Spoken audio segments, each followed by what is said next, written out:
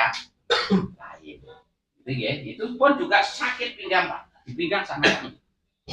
Nah, itu lemak ginjal resikonya ini.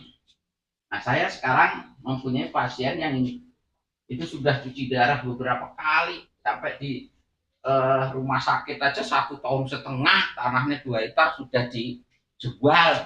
Tapi alhamdulillah kemarin itu dengan ini ya, kemudian saya kasih ini, saya kasih TMT sama PML nih Pak, itu kan sih.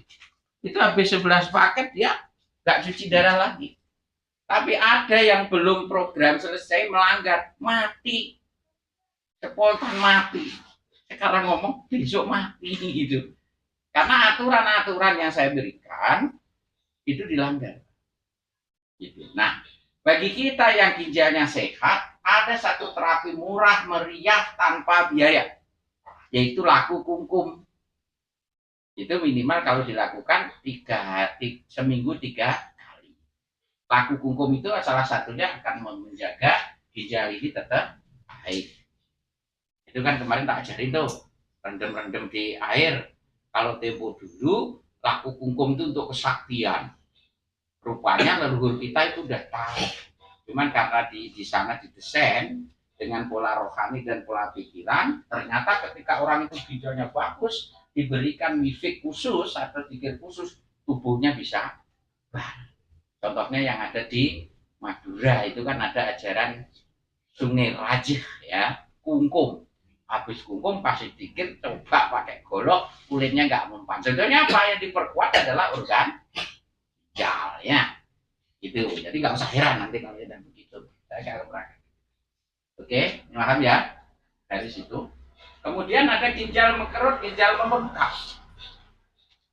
Nah, salah satu ciri-ciri kalau orang ginjalnya mengkerut membengkak, biasanya tubuhnya itu dari sinar wajahnya menghitam. Itu sudah mulai menghitam, Pak. Dan kencing sulit, biarpun nggak berdarah. Itu ginjal mengkerut, ginjal membengkak. Dia ginjal mengkerut ini apa? Menjadi kecil. Nah, secara otomatis tubuh pasti akan keracunan. Karena apa? Ginjal sudah tidak lagi aktif untuk memberikan pembersihan terhadap darah. Ataupun dia membengkak. Kalau membengkak biasanya diiringi infeksi. Nah, kenapa seseorang ginjalnya bisa membengkak? Ya, salah satu faktornya makan ini. Yang kedua lebih banyak di alkoholik, Pak. Ini. Di alkohol dan obat-obatan yang terlarang seperti narkotika dan lain sebagainya. Makanya berbahaya. Santri kampung atau murid-murid mitra sedekati jangan sekali-kali menyentuh itu. Atau sering minum obat-obatan asam urat. Gitu. Itu sangat berbahaya. Kalau sudah membengkak lama-lama jebol, nanti masuk ke dalam ini. Nih. Kalau udah di situ sudah. Nah, hidupnya dari cuci darah ya.